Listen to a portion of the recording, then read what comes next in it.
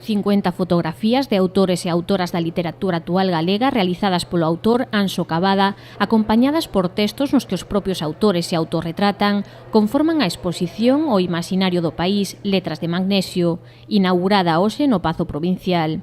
A mostra, que forma parte da programación cultural do Ano da Lingua, pasará tamén por Vigo, Lalín, Cangas e Ponteareas, logo de estar en Pontevedra ata o vindeiro 21 de xullo.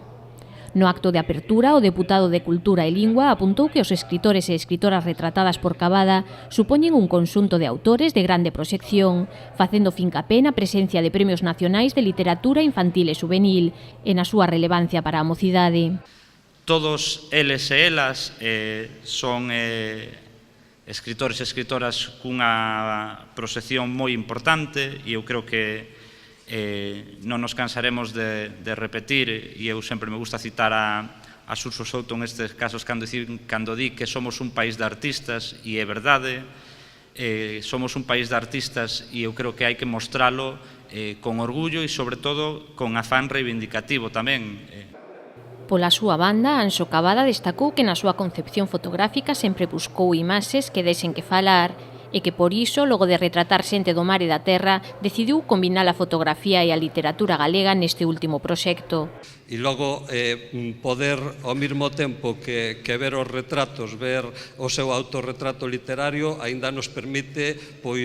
pescudar un pouco no imaginario, que é o imaginario colectivo que aquí tratamos de recrear, porque de alguna maneira os escritores son os que nos traballan o imaginario da terra, e iso foi un pouco a aposta deste proxecto. O autor apostou neste traballo por manter unha relación vis a vis cos retratados, para acadar un clima de complicidade e un resultado cociñado a lume lento que se alonsara da inmediatez e o consumo rápido ao que nos teñen acostumados os tempos actuais, nos que triunfan os selfies. Neste proxecto no que Anxo Cabada estivo traballando durante 6 anos inclúense imaxes e textos de persoas que faleceron recentemente, como é o caso de Agustín Fernández Paz, Xosé Neira Vilas ou María do Carmo Krukenberg, que foron lembrados no acto de inauguración.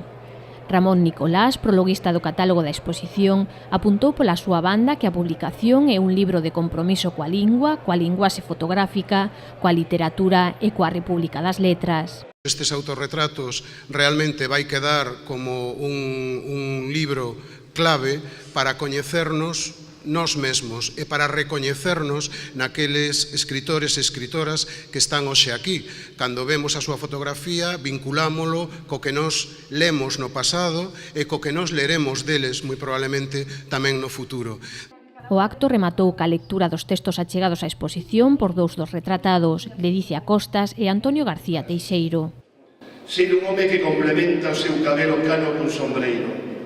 Verde o sombreiro unhas veces, pero tamén negro, gris ou de pensamentos amputados.